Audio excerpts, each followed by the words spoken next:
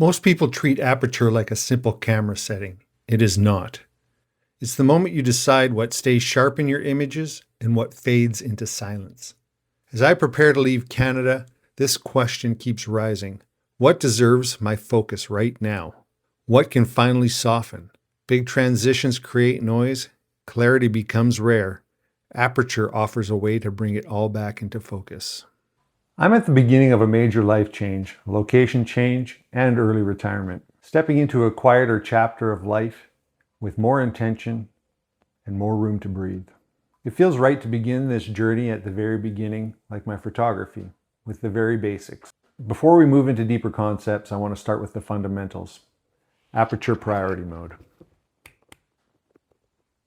Look for the letter A or AV on the mode dial on the top of your camera.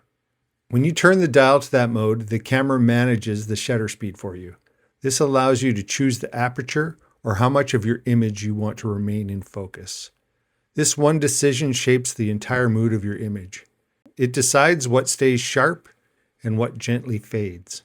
For many beginners, this is the moment when photography starts to make sense. Aperture lives inside the lens. It's a physical opening that allows light to pass through the glass and reach the sensor. When the opening is wide, the lens uses a small f number. When the opening is narrow, the lens uses a large f number. Here are two examples of how depth of field will affect your image. The first shot is with a wide aperture of 2.8. The other shot is with a narrow aperture of f16. See how the settings affect the overall feel of the image and what remains in focus. It feels reversed, but it becomes familiar quite quickly.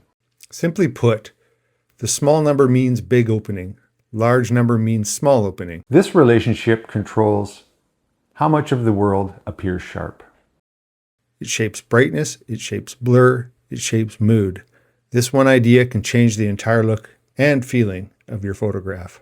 Depth of field is the thickness of your focal plane and how much of your image will appear sharp. It is the space where clarity begins and ends inside your frame. A wide opening creates thin depth. Only a narrow slice of the world holds focus. Everything else drifts softly away. A narrow or small opening creates thick depth. Much more of the scene becomes clear from front to back. This thickness of focal plane shapes how the viewer sees your image long before they see composition or color. Depth of field becomes the structure that guides their attention. Distance is often more powerful than aperture. Move closer to your subject and the depth collapses. Even if you stop down with a smaller aperture, it remains thin because the camera is working in a tighter space. Step back and the depth expands.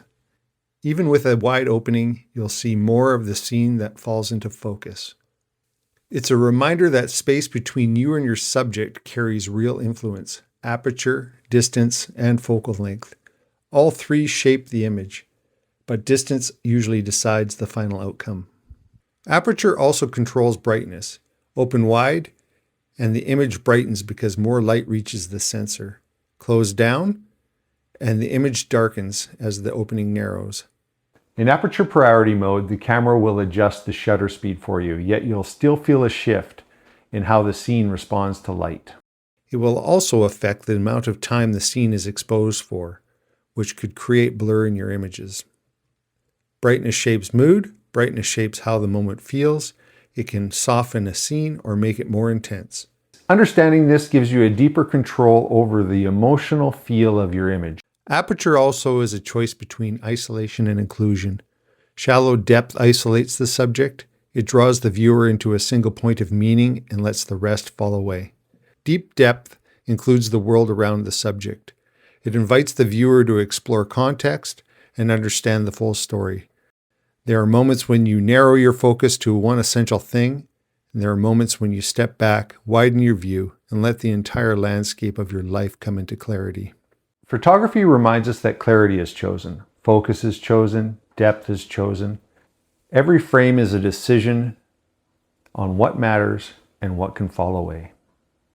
The same truth lies in life as you prepare for a new chapter.